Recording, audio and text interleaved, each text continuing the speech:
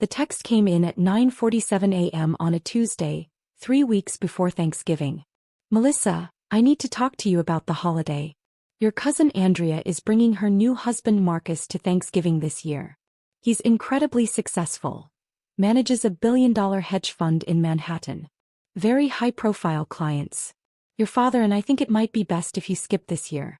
You'd feel uncomfortable and honestly we don't want any awkwardness. Andrea's so proud of him and well, you know how these things are. Maybe next year. Love you. Mom. I stared at my phone in the back of the town car. My driver James glanced at me in the rearview mirror. Everything all right, Miss Chin? Fine, James. Just family things. I read it again.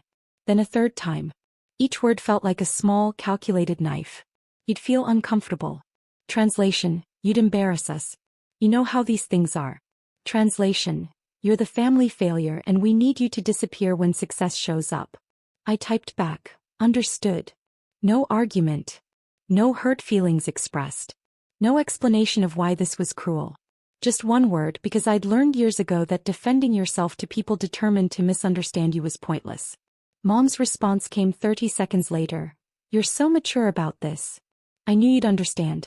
We'll do something special just as soon. Maybe lunch. That lunch would never happen. It never did. I put my phone away and looked out at the Manhattan skyline.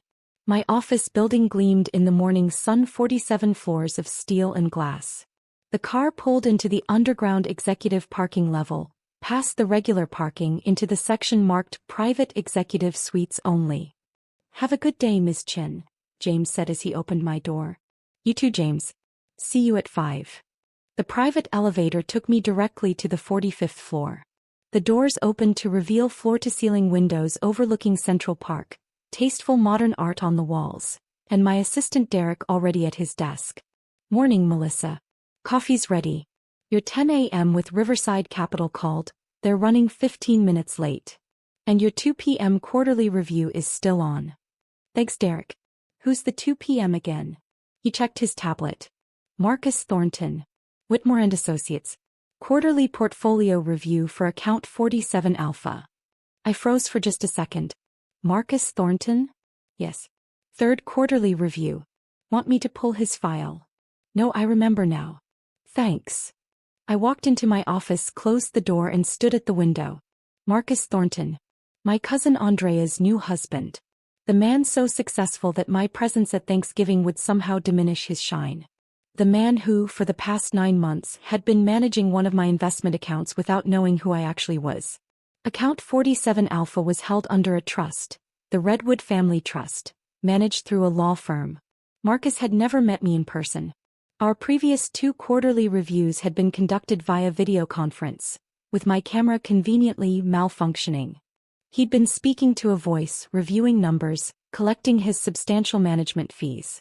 He had no idea that the $95 million portfolio he'd been managing belonged to the family disappointment who wasn't worthy of Thanksgiving dinner. I sat down at my desk and opened the file. Marcus Thornton, 34, Harvard MBA, 7 years at Goldman Sachs before joining Whitmore and Associates 3 years ago. Married to Andrea Chin 6 months ago in what Mom had described as the wedding of the century. I hadn't been invited to that either. Coincidentally scheduled the same weekend as an unavoidable family trip to Napa. The portfolio had performed adequately. Nothing spectacular but solid returns. Conservative strategies. He was competent if unimaginative. My phone buzzed. A group text to the family chat. The one I was still included in probably because Mom forgot to remove me.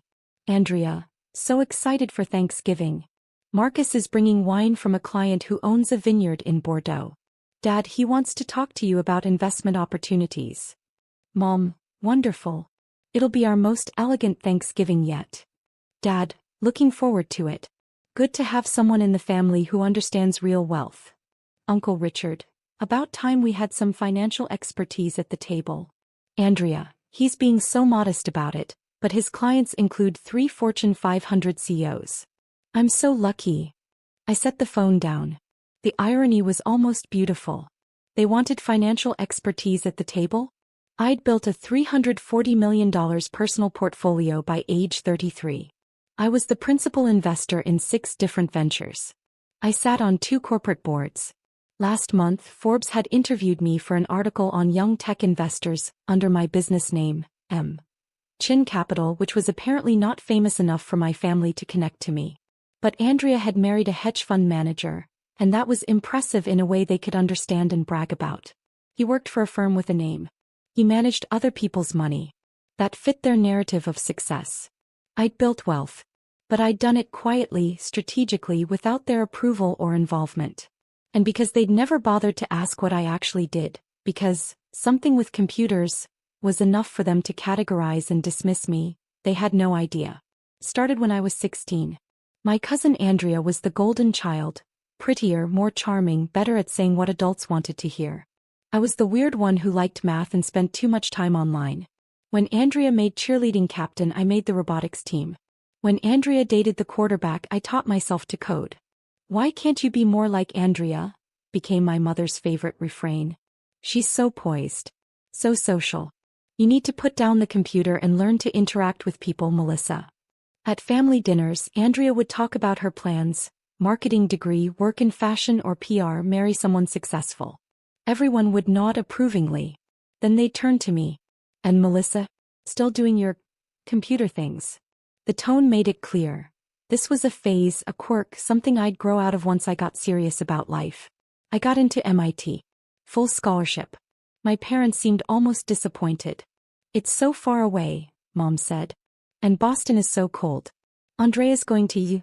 Much better for networking."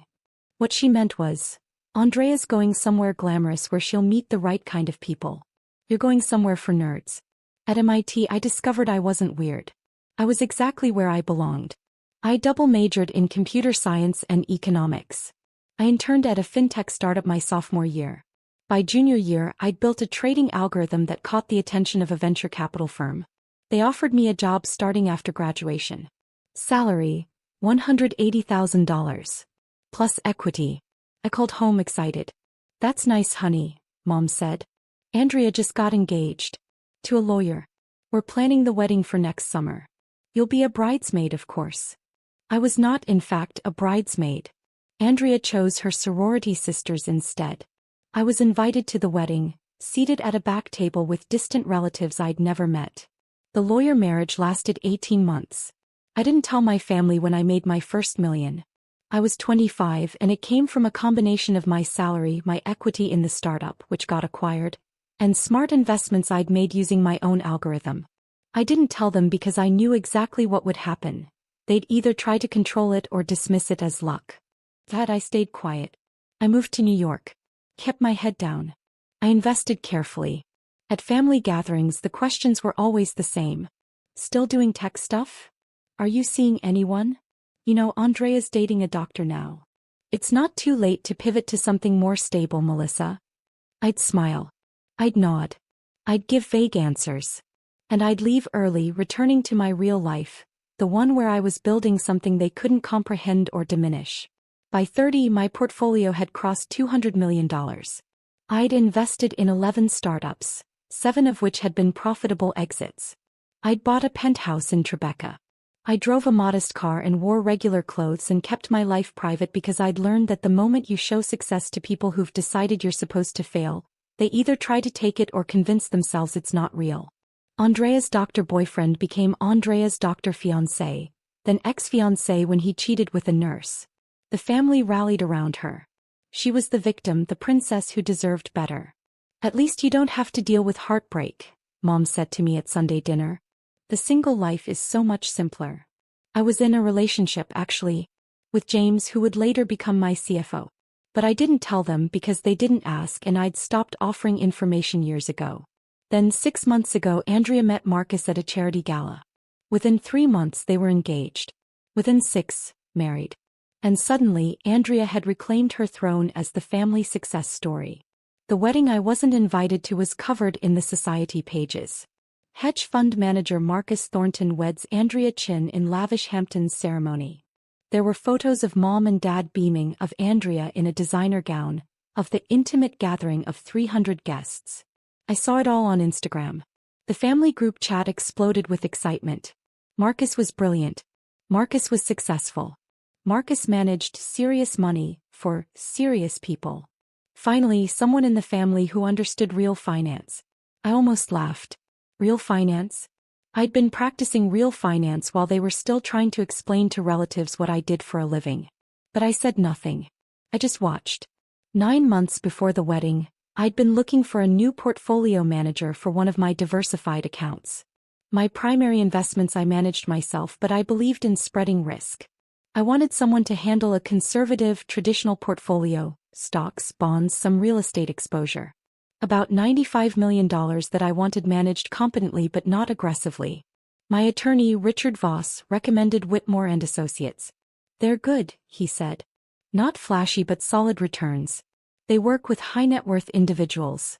Very discreet. Who would be managing it? Probably Marcus Thornton. He's their rising star. Used to be at Goldman. Smart guy, bit of an ego, but he knows what he's doing. Marcus Thornton, I repeated. You know him? No, I said. Never met him. Which was true. I hadn't. Andrea brought him to one family dinner before the engagement, but I'd been unable to attend. Actually, I'd been in Singapore closing a deal, but I told them I had the flu. Set it up through the Redwood Trust, I told Richard. I want complete anonymity. He reports to you, you report to me. Richard didn't ask why. He'd been my attorney for 7 years. He knew I valued privacy. The account was established. Marcus Thornton was assigned. The first quarterly review happened via video conference, my camera off. Technical difficulties, Richard explained. Ms. Chin prefers audio only. Marcus hadn't questioned it. Why would he? The account was worth $95 million. His fees were substantial. As long as the money was real, who cared if the client was camera shy? I listened to him present his strategy. Conservative allocation, dividend-focused equities, some municipal bonds for tax efficiency. It was textbook. Safe. Exactly what I'd hired him to do. Sounds good, I said through the phone, slightly modulating my voice. Proceed. Excellent. And may I say, Ms. Chin, it's a pleasure to work with a client who understands the value of patience in investing. Too many people want quick returns. I almost laughed. If only he knew that my aggressive portfolio, the one I managed myself, had returned 34% last year. Indeed, I said. Slow and steady. The second quarterly review was the same. Performance was adequate. Returns were decent. Marcus was pleased with himself. I approved his continued strategy. Then came the wedding. I saw the Instagram post. I read Mom's gushing texts in the family chat about how Andrea had finally found a real winner. I noted Dad's comment about how it's good to have financial expertise in the family now. And I made a decision. The third quarterly review would be in person. I told Richard to set it up at my office. Are you sure? He asked. That breaks your anonymity. I'm sure. Tell him Ms. M. Chin from M. Chin Capital will meet with him personally. 45th floor, executive suite. This is going to be interesting, Richard said. Yes, I agreed. It really is. The disinvitation text arrived 3 weeks before Thanksgiving. Mom's message was clear. I was an embarrassment, a potential source of awkwardness, someone who needed to be hidden when real success showed up. I could have told them right then. I could have sent a screenshot of my portfolio. I could have explained that Marcus literally worked for me, managed a fraction of my wealth, collected fees that I paid him. But that would have been defensive. Reactive. It would have looked like I was trying to prove something. Instead, I decided to let the universe handle it. Marcus had a quarterly review scheduled at my office 3 days after Mom's text. He'd been managing account 47 Alpha for 9 months without knowing who I was. Now he was about to find out. I didn't change the meeting. I didn't give him a heads up. I simply went about my week watching the family group chat fill with Thanksgiving excitement. Andrea. Marcus is bringing his famous pumpkin pie. He took a cooking class in Paris. Mom, how wonderful. Melissa, you're still okay with skipping this year, right? I know you understand. Me, yes. Understood. Dad, it'll be nice to have sophisticated conversation this year. Marcus knows the governor, apparently. Uncle Richard, I want to hear about his investment strategies. Maybe he can give us some tips. I could see it clearly. Thanksgiving dinner, Marcus holding court, explaining finance to people who thought a 401k was sophisticated investing. My parents beaming. Andrea glowing with reflected glory. And none of them knowing that the money Marcus managed, the fees he collected, the billion-dollar hedge fund credibility he was riding, a piece of it came from me. The irony was exquisite. Sunday afternoon Andrea called me. This was rare, we barely spoke anymore. Melissa. How are you? I'm fine, Andrea. Congratulations on everything. Thank you. Listen, I heard about Thanksgiving. I want you to know it wasn't my idea. It's fine. It's just Marcus's career, you know? He works with very high-level people and Mom thought it might be easier if it was just, the inner circle this year. The inner circle. Of which I was not a part. I understand, I said. You're being so cool about this. I knew you would be. You've always been so independent, so content with your own thing. Not everyone needs the spotlight, right? Right, I said. And honestly, you'd probably be bored anyway. Marcus talks about finance stuff all the time. Super technical. I barely understand it and I'm married to him. She laughed. I'm sure, I said. Okay, well, I should go. We're meeting his parents for dinner. But let's grab coffee soon, okay? I want to hear about what is it you do again? Something with computers. Something like that. So cool. Okay, love you, bye. She hung up before I could respond. I sat there, phone in hand, and felt something shift inside me. Not anger exactly. Not hurt. Something colder and clearer. I'd spent 17 years being patient with them. Being the bigger person. Letting their dismissiveness roll off my back. Building my life quietly while they decided I was the failure. But this? Uninviting me to protect Andrea's husband's ego? A man who was literally managing my money? The patience was over. Monday morning I dressed carefully. Tom Ford suit, navy blue, perfectly tailored. Louboutin heels. My Patek Philippe watch. The one I'd bought myself when I hit my first $50 million. Hair pulled back in a sleek bun. Minimal jewelry except for the diamond studs that cost more than most people's cars. I looked like exactly what I was. Someone with serious money. Big meeting. Derek asked when I arrived. Quarterly review, I said. Should be interesting. The Whitmore and Associates guy? That's the one. Want me to sit in? No. This one's personal. Derek raised an eyebrow but didn't ask. He'd worked for me for 4 years. He knew when to let things unfold. At 1:45 p.m. building security called up. Ms. Chen, a Marcus Thornton from Whitmore and Associates is here for your 2 p.m. Send him up. Derek will meet him. I watched from my office as the elevator doors opened. Marcus stepped out and I got my first in-person look at Andrea's prize husband. Tall, good-looking in a generic way, expensive suit, confident stride. He had that Goldman Sachs polish. The kind that came from years of being told you're special because you work at a prestigious firm. Derek greeted him professionally. Mr. Thornton. Welcome. Can I get you anything? Water. Coffee. I'm fine, thank you. Marcus looked around the office, taking in the art, the view, the obvious wealth. Impressive space. Miss Chen will be with you in just a moment. Please have a seat. I waited exactly 3 minutes. Let him sit. Let him wonder. Let him start to feel that small twist of uncertainty that comes when you're in someone else's territory. Then I walked out. Marcus stood up, professional smile in place, hand extended. Miss Chen, it's a pleasure to finally meet in Pur. He stopped. His hand froze mid-extension. His face went through several expressions in rapid succession. Confusion, recognition, disbelief. Melissa. Hello, Marcus. I shook his hand firmly, then gestured to the conference room. Shall we? What are you? I don't understand. You're here for a quarterly review. Let's review. I walked into the conference room. After a moment of stunned silence, he followed. Derek had already set up the presentation materials. I took my seat at the head of the table. Marcus sat down slowly, like someone who just realized they'd walked into the wrong meeting. I think there's been some confusion, he said. I'm here to meet with M. Chen, the Redwood Family Trust account holder. That would be me. Melissa Chen. Chen Capital. The Redwood Family Trust is one of my investment vehicles.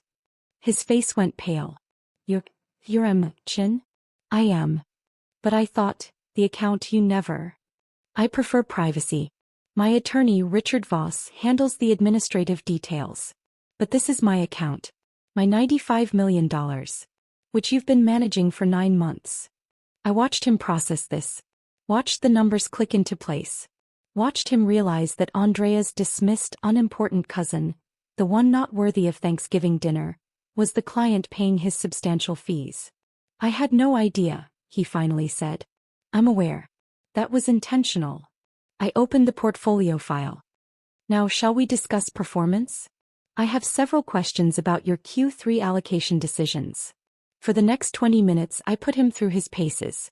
Every decision, every trade, every rationale. I asked technical questions about beta coefficients, Sharpe ratios, tax loss harvesting strategies. I questioned his sector weightings, his international exposure, his duration risk in the fixed income allocation. Marcus was good at his job. I wouldn't have hired Whitmore and Associates if they weren't competent. But he was visibly rattled. His usual smooth presentation kept stuttering. He'd start to explain something, then seem to remember who he was talking to, and his confidence would waver. The emerging markets position, I said, looking at the allocation chart. You're underweight relative to the benchmark. Why?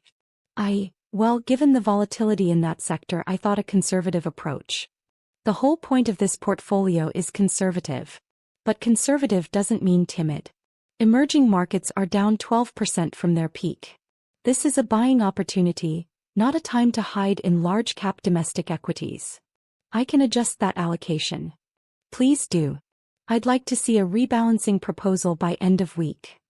I made a note. What about the real estate exposure?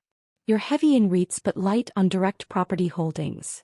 Direct property requires more active management, and I wasn't sure. I have a team for that. If there are attractive opportunities in commercial real estate, I expect you to identify them. That's what I'm paying you for. Of course. Absolutely. I let the silence sit for a moment. Marcus shifted in his seat, then seemed to realize he needed to address the elephant in the room. Melissa, I have to say I'm shocked. I had no idea you were involved in this level of... Andrea never mentioned that you... Andrea doesn't know what I do. Neither do my parents. Neither does anyone in the family, actually. But why? If you've built this kind of wealth, why wouldn't you? Tell them. I smiled. What would be the point? So they could take credit for it? Try to control it? Ask for loans they'd never repay? Or worse, convince themselves it wasn't real because it didn't fit their narrative of who I'm supposed to be. Marcus said nothing. He couldn't really. Because he'd married into that family. He'd seen how they operated. You seem like a smart man, Marcus. So let me ask you something. In the 9 months you've been managing this account, did you ever wonder who M. Chin was? Yes, of course. But client confidentiality. Did you ever Google it? Chin Capital. He hesitated. Once or twice. And what did you find? Several articles. Forbes mentions. Some tech investment pieces. I didn't connect it to you because, well, because Andrea's weird cousin who does something with computers couldn't possibly be a serious investor? He had the grace to look embarrassed. I suppose I made assumptions. You did. So did my entire family. Those assumptions have been very useful to me. I closed the portfolio file. Now let's discuss expectations going forward. This account will continue as is. You'll report to Richard Voss. You'll provide quarterly reviews in person, now that we've established the relationship. And you'll maintain complete confidentiality about who your client is. Of course. That's standard practice. Good. Because here's what's going to happen, Marcus. In 3 weeks you're going to Thanksgiving dinner at my parents' house. Andrea will be proud of you. My parents will be impressed by you. My uncle will ask you for investment advice. And you will act like you've never met me. His eyes widened. You're not going to tell them? Why would I? They uninvited me because my presence would make you uncomfortable. Because I'd feel out of place around your success. I leaned back in my chair. Do you know what my total portfolio value is, Marcus? Not just this account, my entire holdings. He shook his head. $340 million. Give or take. This $95 million account you manage? That's about 28% of my total wealth. The rest I manage myself, through direct investments, private equity, venture capital. Last year my personal returns were 34%. This year I'm tracking at 41%. Marcus's face had gone from pale to ashen. I own a penthouse in Tribeca worth $12 million. I have a house in the Hamptons, 3 properties down from where you got married actually. I sit on the boards of 2 technology companies worth a combined $2.8 billion. I was the principal investor in a biotech startup that's about to IPO at a projected $400 million valuation. Forbes is running a feature on me next month about successful young tech investors. I stood up. Marcus automatically stood as well. So when you sit at Thanksgiving dinner and my father asks about your investment philosophy, when my mother gushes about how wonderful it is to finally have financial expertise in the family, when Andrea looks at you like you're her trophy, remember this meeting. Remember that the person they dismissed, the person they found embarrassing, is the reason you're collecting management fees on a $95 million account. Melissa, he seemed to be struggling for words. I don't know what to say. Say you'll have the rebalancing proposal to Richard by Friday. Yes. Of course. But, can I ask why you're doing this? Why not just tell them the truth? I walked to the window, looked out at the Manhattan skyline. Because, Marcus, the truth is only valuable to people who are willing to hear it. My family decided who I was when I was 16 years old. They've been congratulating themselves on that assessment ever since. Nothing I say will change their minds. But this. I turned back to him. This is justice.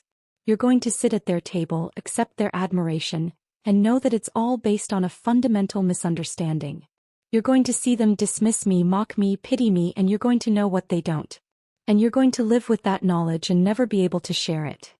That seems cruel, maybe, but not as cruel as uninviting your daughter to Thanksgiving because she might embarrass the golden child's husband. I picked up the portfolio file. We're done here. Derek will see you out. Marcus stood there for a moment looking like he wanted to say something else.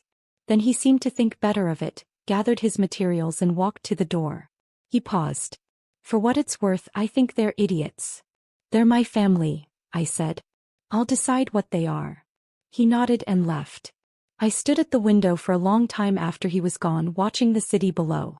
My phone buzzed. The family group chat. Mom, just confirmed the menu with the caterer. This is going to be our best Thanksgiving ever. Andrea, Marcus is so excited. He's never had a real family holiday before. Dad, looking forward to talking business with him. Finally, someone at the table who speaks my language. I smiled. Oh, this was going to be interesting. The week before Thanksgiving, things started happening. Wednesday, Richard called. Just received Marcus's rebalancing proposal. It's very thorough. Very aggressive, actually, much more than I expected from him. Good. He's motivated. He also asked if you'd reconsider attending Thanksgiving. Said he'd be happy to explain to your family that he knows you professionally, that you're a respected colleague. What did you tell him? That it wasn't my place to convey messages. But Melissa, this is eating at him. He's called 3 times this week with portfolio questions that could have waited until the quarterly review. Let him call. It's good for him to take this account seriously. You know, he could just tell Andrea the truth. He won't. How do you know? Because then he'd have to explain why he didn't tell her immediately. Every day that passes makes it harder to reveal. By now he's trapped in the secret as much as I am. The only difference is I chose this trap.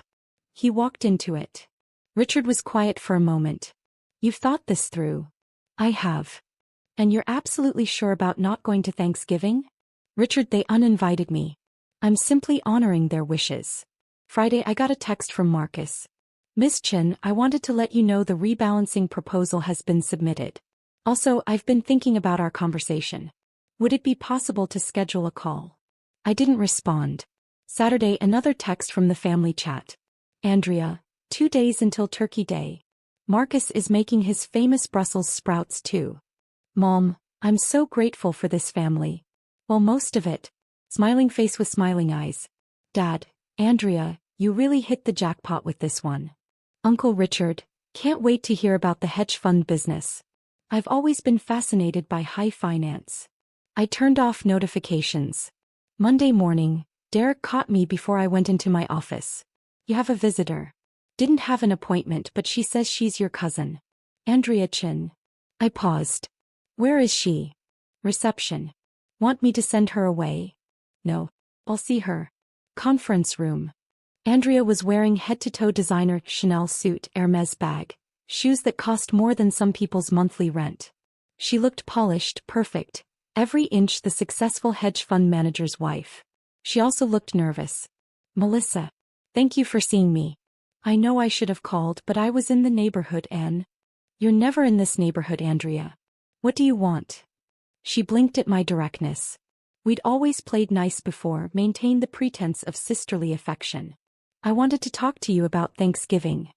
I'm not coming. We've established that. I know, but, Melissa, Marcus has been acting strange all week. He's distracted, stressed. Yesterday I asked him what was wrong and he said it was work stuff, but I think he feels bad about you not being invited. That's between you and Marcus. He asked if we could invite you. But Mom already finalized the seating chart and the catering order, and it would be awkward to change things now, and honestly I think it's better this way. You'd be miserable anyway. You never liked these big family things. Is that what you came here to say? No. I came to ask, what do you do exactly? Marcus asked me yesterday what your job was and I realized I don't actually know. You're in tech, right? Something with websites. I almost laughed. Here it was. The curiosity sparked not by genuine interest in me, but by her husband's sudden questions. I'm an investor, I said. Oh. Like stocks and stuff. Private equity, venture capital, direct investments in technology companies. Some traditional portfolio management. That's so cool. So you're like what, a financial advisor? No. I'm a principal investor. I invest my own capital. Wow. I didn't know you had capital to invest. Good for you. She said it like I'd told her I had a nice savings account. So you work for an investment firm? I own an investment firm. Chin Capital. This is my office. Andrea looked around, really seeing it for the first time. The art. The view. The expensive furniture. The implicit wealth in every detail. This is your company? It is. Like you own it? You're not just renting office space here. Andrea, I own the firm. I manage investments worth several $100 million. This isn't a side hustle. This is what I've built over the past 12 years. She stared at me. Several $100 million? Yes. But, why didn't you ever say anything? Why didn't Mom and Dad know? They never asked. Neither did you. We thought you were just doing some tech job. Like coding or website design or something. I did that too. That's how I started. But I built it into something bigger. Andrea sat down slowly. Does Marcus know? But there was the real question. You'd have to ask him, I said. Melissa, please. Does my husband know that you have... She couldn't seem to finish the sentence. Andrea, if you want to know what Marcus knows, ask Marcus. That's between you and him. She looked at me with something I'd never seen from her before. Actual vulnerability. He's been so weird this week. And now you're telling me you're some kind of investment mogul and he's asking questions about you and I need to know if something's going on. Nothing's going on. Your husband is a hedge fund manager. I'm an investor. We exist in the same professional ecosystem. That's all. But you've met him? Professionally. I've met a lot of people professionally. Melissa, please. Just tell me. Tell you what? That your husband respects my work? That the professional community takes me seriously even if our family doesn't? What exactly do you want me to say, Andrea? She stood up, anger flashing across her face. You know what? This is so typical of you. Always acting like you're above everyone. Like you're too good for the family. We try to include you and you make it difficult. You uninvited me to Thanksgiving. Because you'd be uncomfortable. Marcus works with Fortune 500 CEOs. What would you even talk about? The irony was so perfect I almost told her everything right then. Almost explained that her husband worked for me, that the account he managed was mine, that the fees he collected came from my wealth. But I didn't. Because the look on her face when she found out, if she found out, would be so much more satisfying if it came from Marcus. Let him explain why he'd kept this secret. Let him navigate that conversation. You're right, I said instead. I probably would be uncomfortable. It's better this way. So we're okay? We're fine, Andrea. Enjoy your Thanksgiving. She left, but I could see the doubt in her eyes. The questions forming. The suspicion that something wasn't quite adding up. Good that I spent Thanksgiving in the Hamptons. My house, the one 3 properties down from where Andrea and Marcus had gotten married, was quiet, peaceful, exactly what I needed. I'd invited James, my former boyfriend, current CFO, and his wife, Derek and his husband, and Richard Voss and his family. We had dinner at 3 p.m., cooked together, laughed, told stories. These were my people. The ones who'd seen me build everything from scratch. The ones who knew what I was worth, not in dollars, but in determination and intelligence and refusal to accept other people's limitations. To chosen family, Richard said, raising his glass. To chosen family, we echoed. My phone was off. I didn't need to see the family group chat filling with pictures of their perfect Thanksgiving. I didn't need Andrea's Instagram posts about her amazing husband and her amazing life. I knew exactly what was happening there. I'd lived it enough times to write the script. Mom would be holding court in the kitchen, directing everyone. Dad would be asking Marcus about investment strategies he didn't understand. Uncle Richard would be trying to impress Marcus with his limited knowledge of the market. Andrea would be glowing, proud, the center of attention as Mrs. Marcus Thornton. And Marcus would be sitting there watching my parents praise him, listening to their barely concealed contempt for me, and knowing the truth they refused to see. That was consequence enough. Friday morning, I turned my phone back on. 47 missed calls. 63 text messages. 12 voicemails. Most were from numbers I didn't recognize. Several were from Andrea. 3 were from Marcus's work number. 2 were from my parents. And 1 was from Marcus's personal cell, time-stamped 11:47 p.m. on Thanksgiving night. I listened to it. Miss Chin, Melissa, I need to talk to you. Something happened at dinner. Please call me back. It's urgent. Please. The text from Andrea was simpler. Call me right now. From Mom, Melissa, we need to talk about what Andrea told us. Call us immediately. From Dad, this is unacceptable. You deliberately humiliated this family. I smiled. Apparently Marcus had broken. I called Richard. Did I miss something interesting? Oh, Melissa. He was laughing. Oh, you have no idea. Andrea called me last night at midnight, screaming about client confidentiality breaches. She'd apparently confronted Marcus about whether he knew you professionally, and he caved. Told her everything. Which led to her telling your parents. Which led to your father calling me, threatening legal action for conspiracy to deceive the family. Legal action for what? That's what I asked. He couldn't articulate an actual cause of action. He's just furious that you made him look foolish. I didn't make him look like anything. He did that himself. I explained that to him.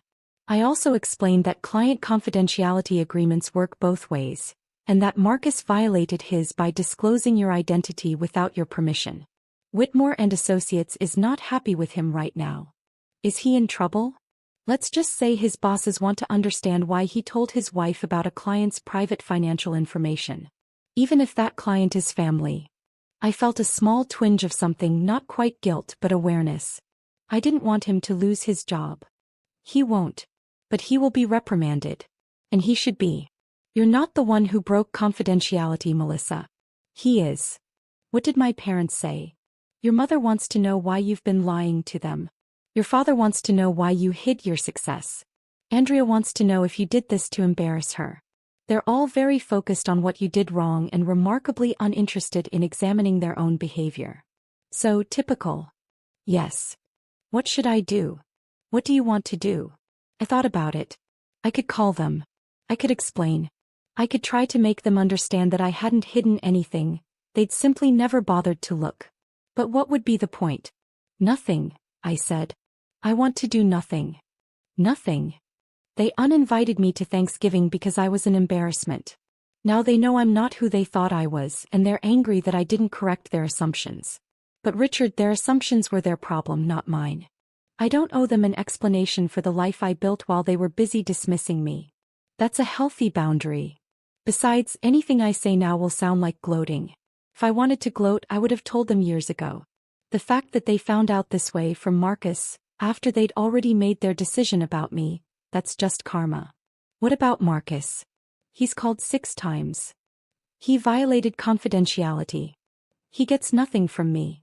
And Andrea? I thought about my cousin. The golden child. The one who'd always been chosen over me, praised over me, preferred over me.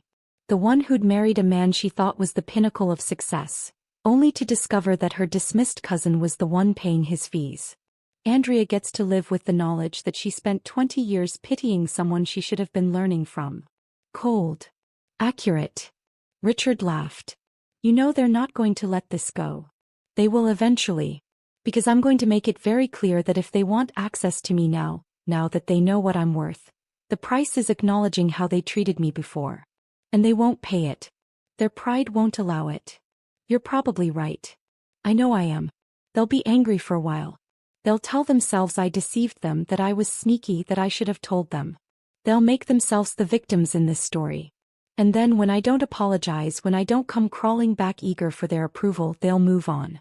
They'll find someone else to praise, someone else to center their narrative around. And I'll keep doing what I've always done, building my life without their input or permission. What about Marcus? What about him? His career may take a hit from this. Client confidentiality violations are serious. Then he shouldn't have violated it. I didn't force him to tell Andrea. He made that choice. Those are his consequences to manage. 6 weeks later, I got an email from Marcus. Subject: resignation and apology. Question: I wanted to inform you personally that I've resigned from Whitmore and Associates. The firm and I agreed it was best given the circumstances. I've recommended my colleague Jennifer Santos to take over account 47 Alpha. She's excellent and I believe you'll be pleased with her work. I also want to apologize. I violated your confidentiality and there's no excuse for that. You trusted me with your portfolio, and I betrayed that trust by disclosing your identity. I've learned a hard lesson about professional boundaries and I hope you can forgive me someday.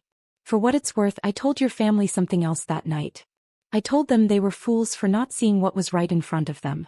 I told them you were one of the most sophisticated investors I'd ever worked with, and that their ignorance of your success was a testament to their complete lack of interest in knowing you. I told them that if my future children ever accomplish something extraordinary, I hope I'm smart enough to notice.